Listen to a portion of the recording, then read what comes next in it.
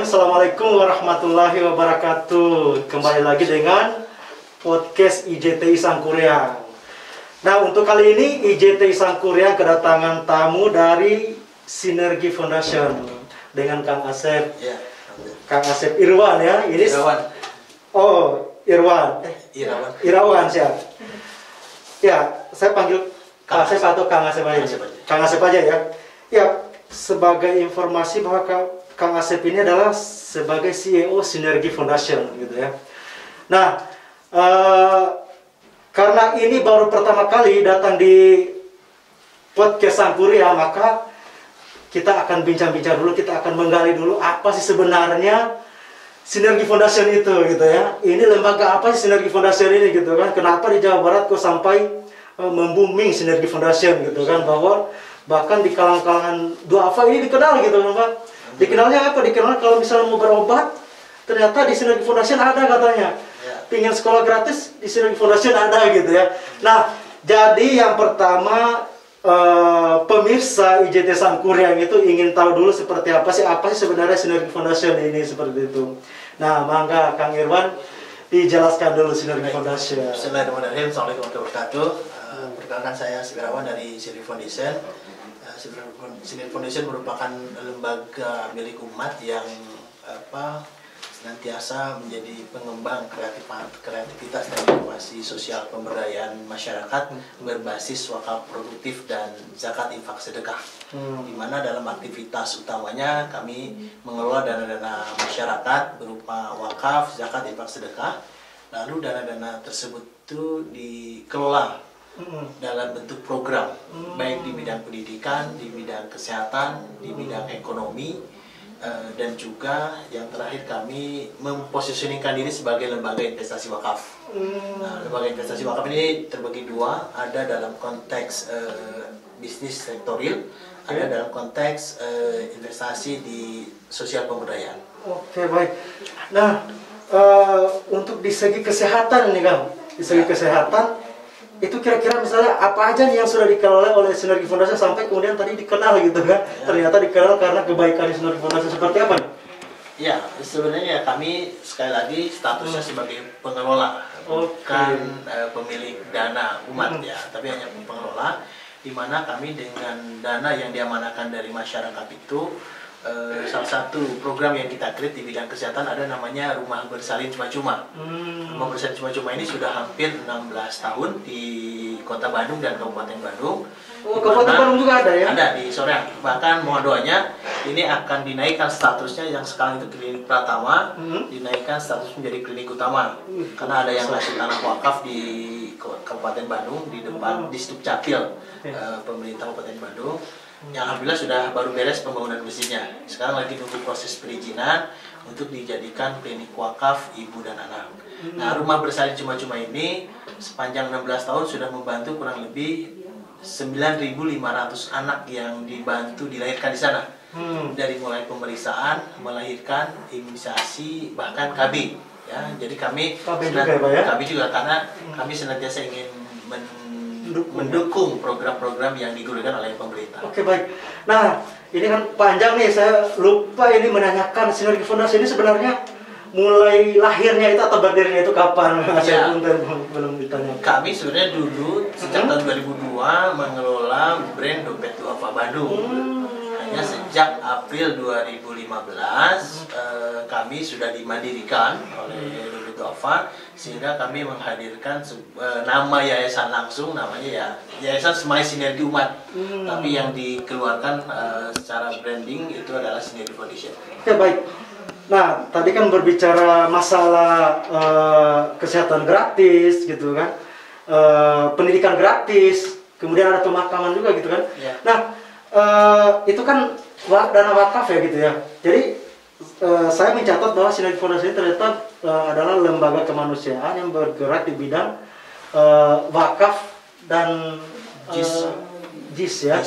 Nah, kira-kira ada nggak sih Kang motivasi atau semangat sehingga kita itu mau berwakaf itu seperti apa sih sehingga orang itu mau berwakaf gitu? Ya, dalam konteks wakaf atau zakat ya, secara hukum memang beda. Kalau zakat hukumnya wajib, kalau wakaf hukumnya sunnah. Tapi dia memiliki fadilah yang sangat luar biasa. Karena kata Rasul, tatkala anak Adam meninggal atau manusia meninggal, maka terputuslah segala amalnya kecuali 3, yaitu ilmu yang bermanfaat, anak yang soleh, dan yang 3 adalah sedekah jariah. Nah, sedekah jariah ini adalah wakaf gitu. Ya, dimana meskipun orang sudah meninggal, pahalanya akan terus mengalir sampai yang berakhir. Jadi itu ya sebenarnya tadi disampaikan bahwa ini wakaf ini ternyata ketika diwakafkan harta benda kita itu, ketika si pemiliknya sudah meninggal ternyata dia masih punya amal jariah gitu ya, akan mengalir terus seperti itu ya. Betul. Nah, bisa dikasih contoh mungkin ya, para sahabat atau para ulama-ulama terdahulu yang wakafnya sampai sekarang kira-kira ada nggak sih, sehingga pemirsa IJT Sangkurang ini bisa semangat dan termotivasi untuk wakaf gitu? Iya, mungkin seperti yang kita sudah ketahui ya, bagaimana Utsman pernah berwakaf sumur ya. Masih dikenal tuh wakaf sumurnya Utsman gitu, yang masih dirasakan sampai sekarang. Lalu juga Masjid Madinah. Masjid Madinah itu sebagian besar adalah wakafnya dari Rasulullah SAW. Gitu.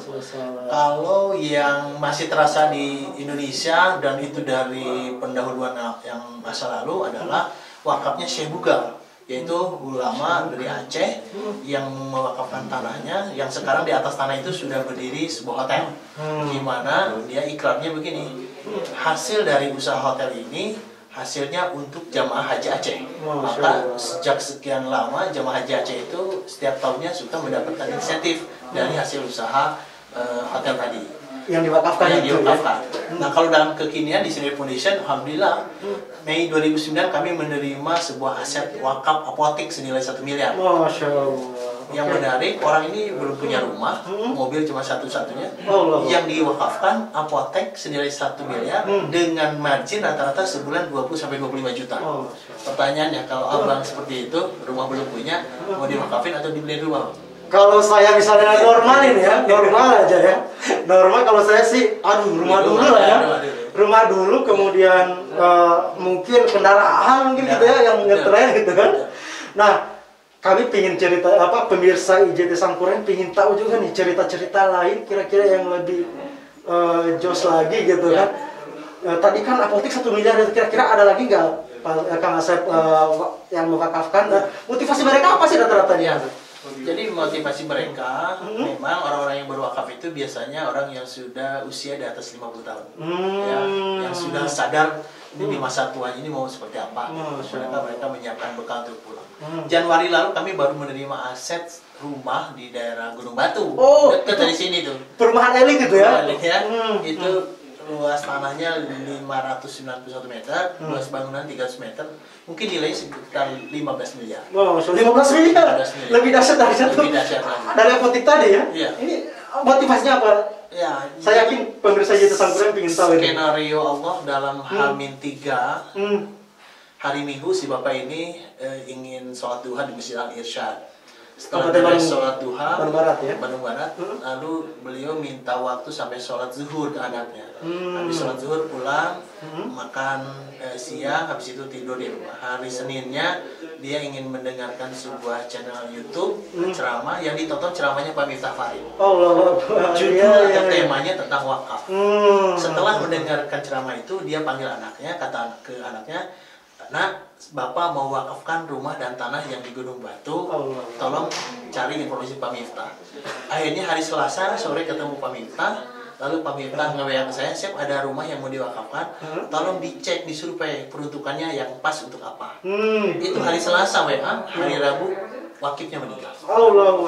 Masya Allah, itu skenario Allah yang sangat luar biasa, menyiapkan bekal pulang untuk wakif tersebut. Mudah-mudahan ini menjadi merinding. Ini merinding, saya ini merinding. Jadi luar biasa ya. Tadi ini kan anaknya, dia minta sama anaknya tadi ya. Saya tangkap deh apa yang diucapkan Kang Asep. Apa reaksi atau respon anaknya ketika mendengar bapaknya atau orang tua ini ngomong ingin mewakafkan rumah senilai 15 miliar itu seperti apa? Ya, awalnya cukup kaget ya. karena rumah ini adalah rumah yang penuh sejarah. Dibangun oleh anaknya yang arsitek, dan itu menjadi rumah pertama yang dibangun setelah dia lulus jadi arsitek. Dan di sana banyak kenangan keluarga lah, banyak anak-anaknya yang dinikahkan di sana gitu. Nah, sehingga cukup kaya. Tapi karena anak-anaknya anak-anak soleh, alhamdulillah, ingin mewujudkan niat dan maksud kebaikan dari orang tuanya. Ya. Dan yang paling jadi spirit adalah bahwa dari ceramah itu menyampaikan bahwa harta yang sebenarnya adalah harta yang diwakafkan di jalan Allah. Masya Allah. Inilah modal di akhirat ya Kang Asep. Nah itu ya, itu kemudian cerita-cerita akhirnya tadi sebagai modal di akhirat gitu ya. Tentunya mungkin ada juga ketika berwakaf di dunia dan ada yang didapat di dunia juga, mungkin ada kisah-kisah seperti itu Kang Asep. Kami juga ingin tahu. Ya banyak. Banyak ya? Banyak, hanya memang dalam konteks kita beramal, memang harus diniati, diawali dengan niat mencari ridho Allah saja, bukan mencari balasan yang langsung gitu ya. Bahwa Allah sudah menjanjikan itu, iya. Tapi pastikan saja niat awal kita untuk bersedekah, beramal zareh itu adalah mencari ridho Allah, bukan mencari balasan-balasan yang sifatnya materi begitu. Tapi bahwa Allah berikan balasan, saya sangat aku yakin, dan memang banyak kejadian itu banyak terjadi. Gitu. Pernah mungkin ada ketika dia berwakaf misalnya senilai berapa M, tiba-tiba tidak berapa lama kemudian langsung dapat rezeki yang tak terduga. Mungkin ada cerita seperti itu kan? Ya, yang apotek itu juga tidak langsung berkembang, bahkan jatuh dulu. Tapi saya melihatnya sebagai tafakur gitu ya, introspeksi bahwa Allah memang ingin membersihkan harta donatur ini sehingga dinolkan bahkan sampai minus gitu karena punya utang. Tapi setelah itu Allah bangkitkan luar biasa. Gitu. Jadi ini merinding lagi nih. Kenapa saya merinding? Jadi di sini Allah ternyata ketika kita itu niatnya mencari keridhaan Allah gitu ya, maka harta-harta itu dibersihkan. Betul. Jadi tadi sampai jatuh ya? Sampai jatuh, minus malah, defisit. Ya, tapi dari defisit itu, tak kala dia sadar dengan apa-apa kekeliruan yang pernah dilakukan, ya Allah justru memang dalam meniatkan untuk membersihkan harta dan keluarganya dari harta-harta yang tidak jelas lagi. Oke, baik. Nah, ada lagi pertanyaannya.